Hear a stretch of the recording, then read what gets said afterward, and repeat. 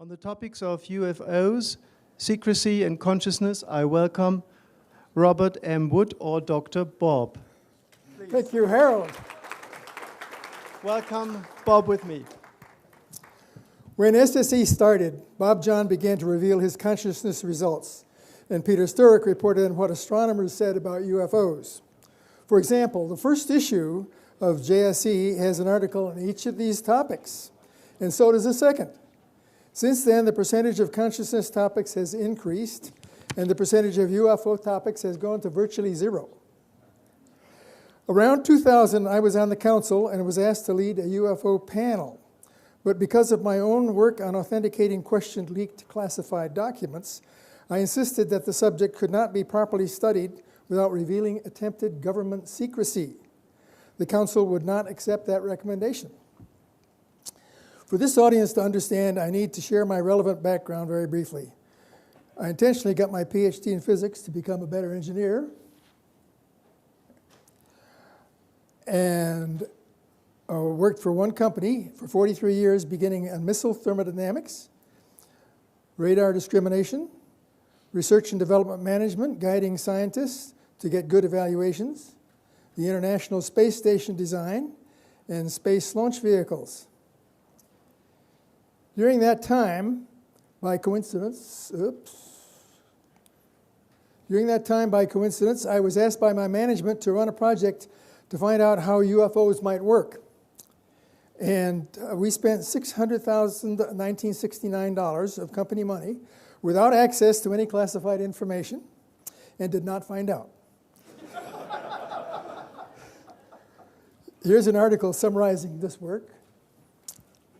After I retired in 1990, I received an inquiry from one of the men I hired for this company UFO project, Stan Friedman, asking if I was interested in authenticating a fax he had received from a colleague called Extraterrestrial Entities in Technology Recovery and Disposal, a special operations manual published by the government printing office. Kind of looked like this.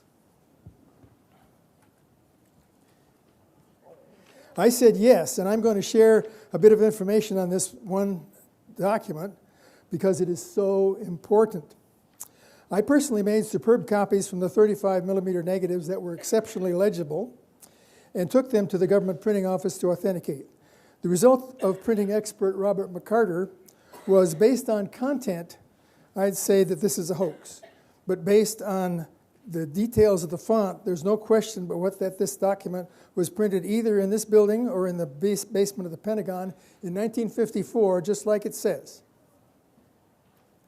Here's the cover page showing the title and agency authorizing the printing Majestic 12.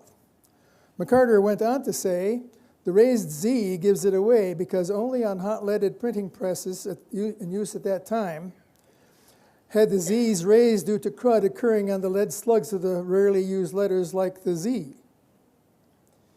This document specifically states that deceptive methods are to be used to confuse the public about the reality of recoveries of downed UFOs. See one of the raised Z's with that blue arrow. Copies of an authentication analysis are available for those who are interested. This example illustrates the point that clearly only through access to formally classified information will the public ever have a chance to discover the truth about flying saucers. Continuing my post-retirement journey, the reputation I received for authenticating this manual resulted in multiple sources sending thousands of classified pages to a middleman, Timothy Cooper, who in turn ultimately sold them to me for the purpose of getting the truth out. We're talking about 100 documents here and 4,000 pages relevant to UFOs, many of them stamped top secret, as it shows in the right column. You can see the original scans at my son's website, www.majesticdocuments.com. I therefore became a sort of a well-known expert around the year 2000 when an acquaintance of Hal Puthoff wanted to authenticate these documents so badly that he actually wrote a check for $500,000 to me and my son and partner Ryan if we would lend them to him.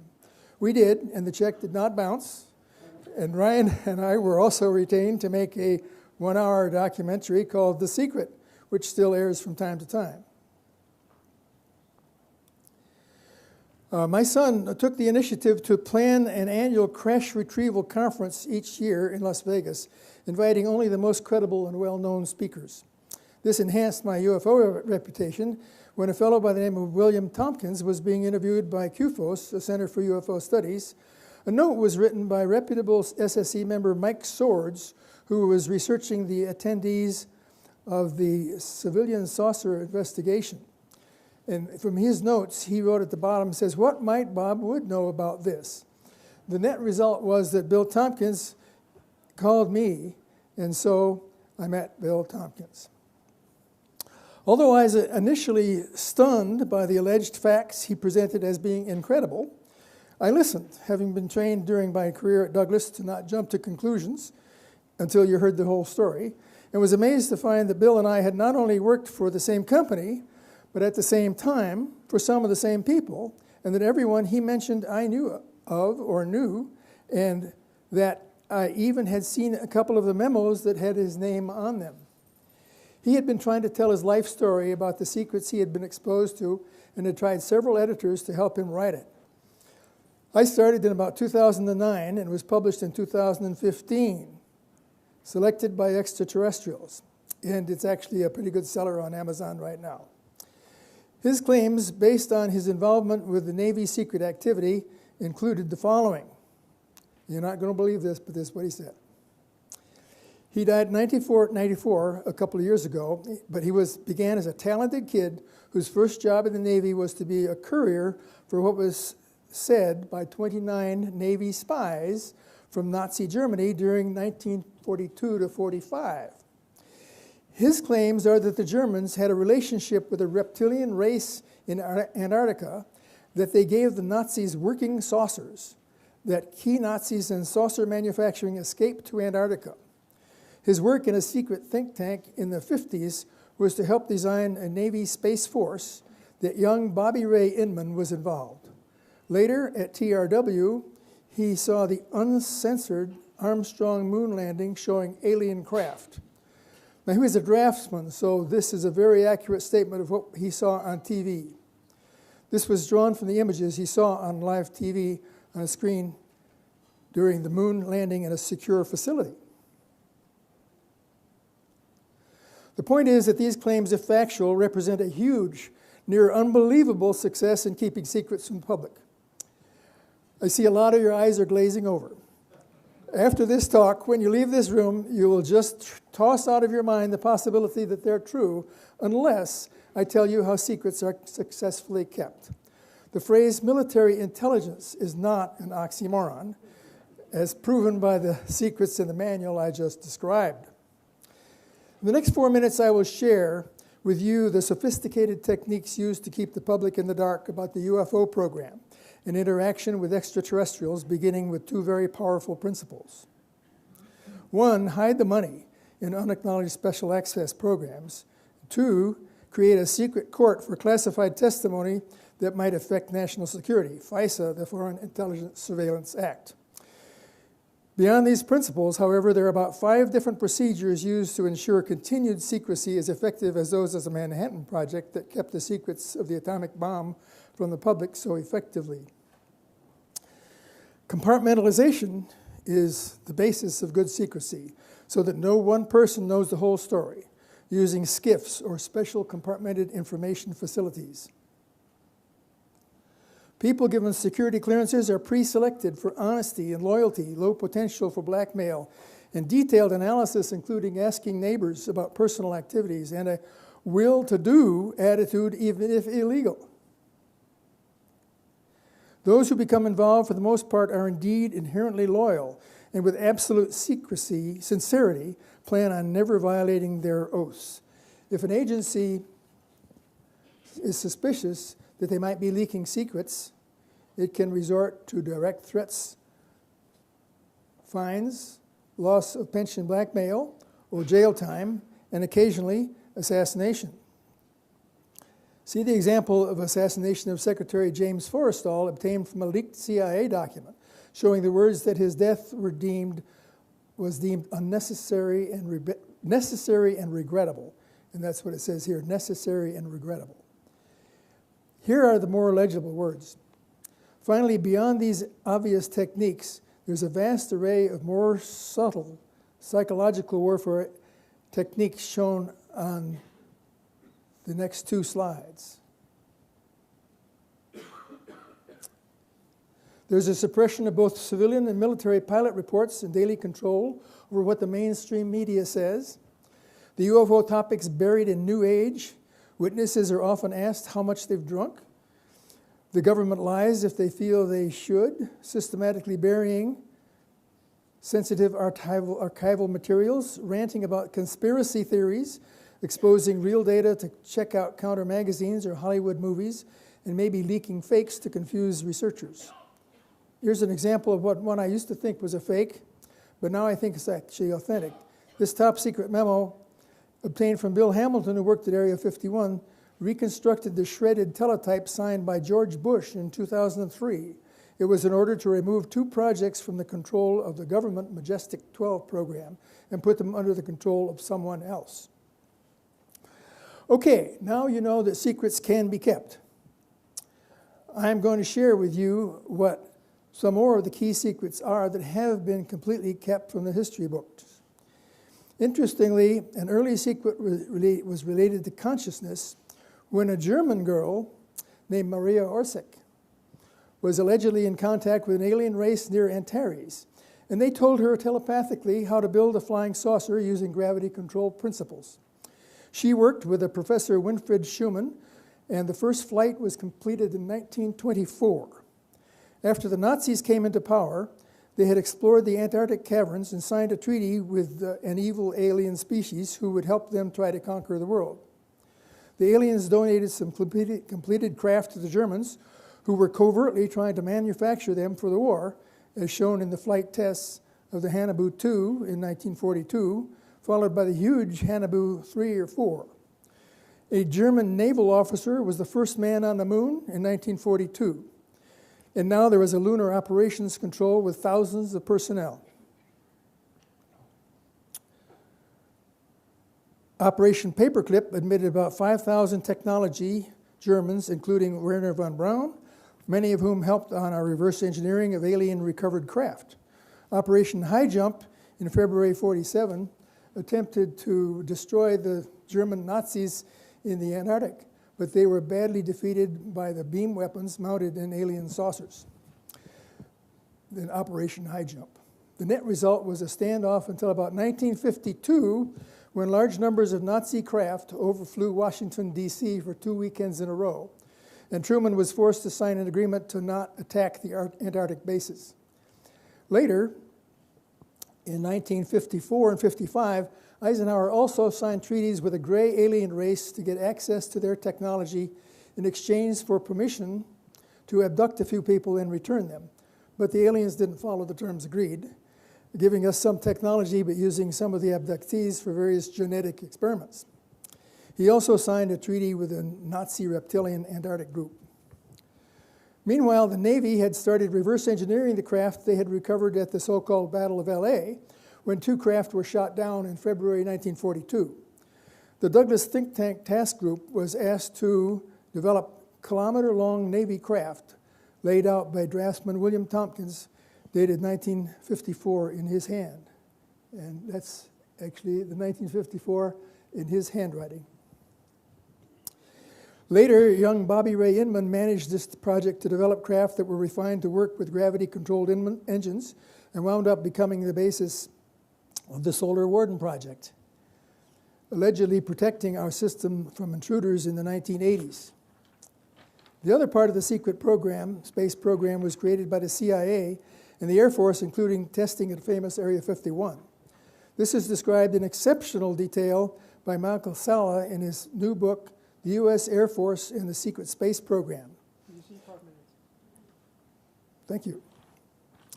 They were also successful in creating craft, including the TR-3B, thought to be a hyperoptic transport craft. The CIA had also been deeply involved in controlling and monitoring possible soldiers using, in many cases, unethical procedures, and apparently developed a 20 and back age regression program that permitted qualified military people to sign up to work for 20 years in space, then be transported in time back to where they were and age regressed. So how does this history of ufology relate to consciousness? I will offer some simple examples, one relating to healing, one about psychic communication with aliens, and one with psychokinesis. The healing example is here. This is from an official Blue Book report where this deputy sheriff had been bitten by his baby alligator that morning, and he was in pain. So he had the chief ride along with him, and they were illuminated by a blue beam.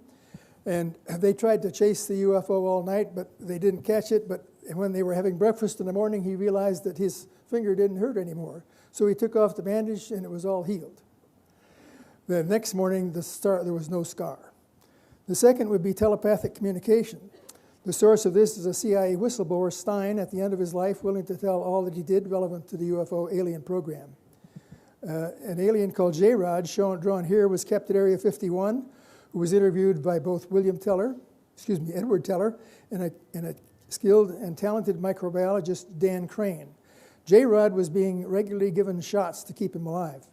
Crane was in constant psychic communication every time he approached J-Rod. Interviewers covered their ears, but they still could hear him loud and clear. Details are in a copyrighted but unpublished manuscript called Area 51 Whistleblowers by deceased researcher C. Ronald Gardner. Mind control of the craft. In a crash retrieved in Socorro, New Mexico before the Roswell crashes, we found control panels that had a keyboard sized for small six-fingered alien hands with depressions for the places where the fingers would be placed. This was interpreted as a way of enhancing consciousness, presumably to control the flight of the craft. 3 more minutes. 3 more. Okay. When I read Thomas Kuhn's Structure of Scientific Revolutions for the first time, I subconsciously knew that quantum mechanics was going to be modified. My quantum mechanics professor at Cornell was Philip Morrison, and when a student asked him in 1951, "Is it possible there's something more fundamental than quantum mechanics?" Morrison reluctantly said, "Yes, maybe there is." That is particularly important to me because he was one of the 4 professors who gave me my PhD, and it later turned out, in my document research, probably be the first person who was selected to join Carl Sagan in 1989 on the Majestic 12 UFO program before he died in 1996.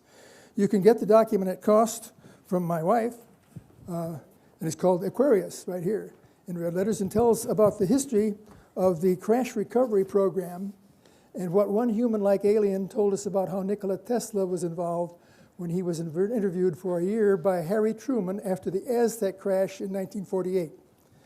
In closing, I'm assuming everyone who joins the SSE is eager to understand the whole truth about anomalies as best we can.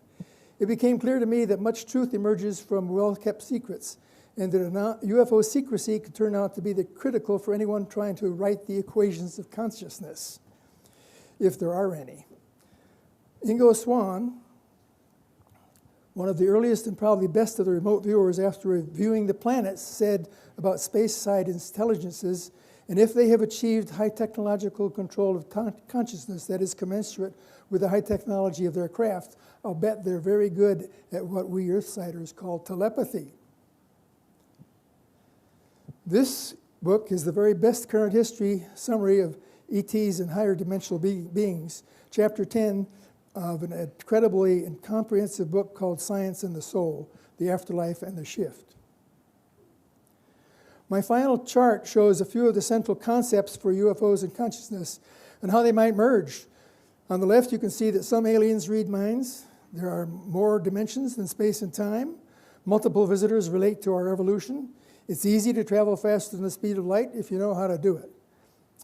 We know that there is evidence that consciousness survives death.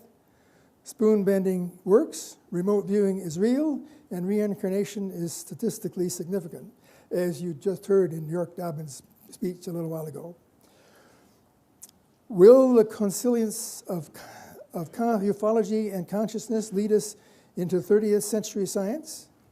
As noted by the famous scientist Alan Hannock, there will be a 30th century science. We suffer perhaps from temporal provincialism, a form of arrogance that has always irritated posterity. you could have Q&A now.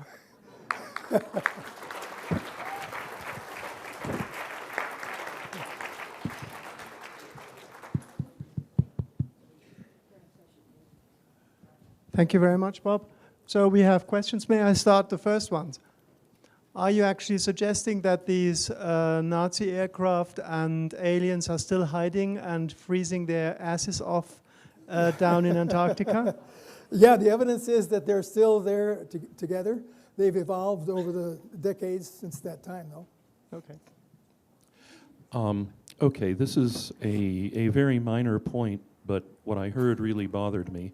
I mean, the major points are much too big to deal with in a Q&A session, but how did Truman interview Tesla in 1948 when Tesla died in 1943? No, I think you misheard what I said. What I said was that Truman had the opportunity to interview an alien who was recovered from a crash in 1948, where the alien had been recovered and was willing to stay for a year and chat with us. And so his words are actually described in this document I mentioned called Aquarius. It's got a whole chapter on what the aliens said about our society. A very interesting reading.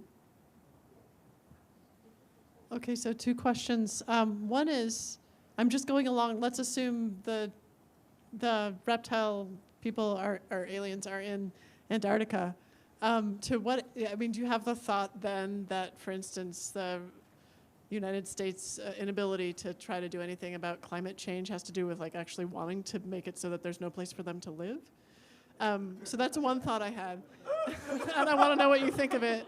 And then the second thing is, do you actually know how to travel faster than the speed of light? Or are you making the assumption that because it's been, in your view, shielded, that therefore anything that's been shielded is true? And I worry about that assumption, that anything that, because that seems like another way to deceive. Well, you had multiple questions in there, but Yeah. As far as Antarctica is concerned, I do believe that they're still there in hit caverns underground, and that some of the heat that is associated with the normal living quarters there may in fact be slightly related to global warming. But the other question, when I said travel faster than the speed of light, the point that I was making is that the Navy and the Air Force put the best scientists they had in the entire country, and some Germans too, on the problem of figuring out how they worked. And they figured out how they worked. And the Air Force in particular, in creating this TR-3B, is I believe there's evidence that it's hyperoptic. It will go faster than the light. You can go to the stars and come back in a few hours. So you have that secondhand, like you haven't seen that, but you've heard No, from no, no. people who In you fact, feel like. I'm the only UFO person I know who claims I've never seen one at all. Yeah, okay. Thank you. That has to be the last one, I think. It's a very short one. Wait.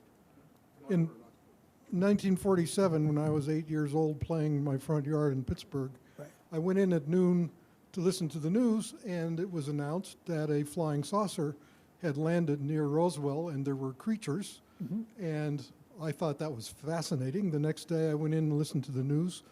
It was a mistake. They were weather balloons. That's right. Recently, I came across a book, The Day After Roswell. Yes. It was by Colonel Corso. Yes. He is the guy who received the hardware from the crash site and read the autopsy reports from Walter Reed That's on right. the creatures. A very interesting history. Yes, and of that what happened. English book actually didn't have 5 of the things that they had discovered that we've been using now as high technology. So I have to preface my remarks by assuring you, so I went from a sympathetic agnostic to being absolutely convinced that UFOs or UAPs are almost certainly some kind of non-earthly craft piloted by some kind of intelligent or some intentional entity, right? So I'm not a skeptic or a disbeliever here. But it seems to me that when you're talking about how they kept all of this secret, that seemed to be an attempt, and I don't know if that came from you or somebody else. I'm having a little hard time deciding what was you and what was somebody you were talking about, right? So that seemed to me an attempt just to plug a hole in the criticism against the secret U.S.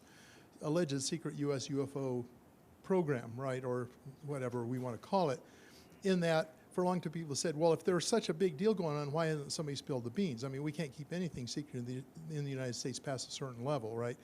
And so your argument seemed to be that, or whose ever argument that was. But it was interesting because it didn't match with how, in some respects make sense, but other respects didn't match with my experience in the intelligence community. One, for example, was this use of SAP, of UCSAP, so unacknowledged special access program. Yes. I spent roughly 10 years working with SAPs, and I never ever heard that term. And it's actually, in a way, not even essential to put you in it. This is such a specialized discussion, I think you should continue. Well, I'll say, well, I only have one more thing to say, too. The other thing had to do with SCIFs. The way you use SCIF up there is actually not standard either. I mean, I never experienced SCIFs being used the way that you describe it. So I understand it's specialized, but I'm just dubious about that part of the talk. So, Well, thanks. okay, thank you. The answer is we did keep all these secrets. You should answer him in the coffee break. Yes, I will. Because we need to move on. It's now our next speaker.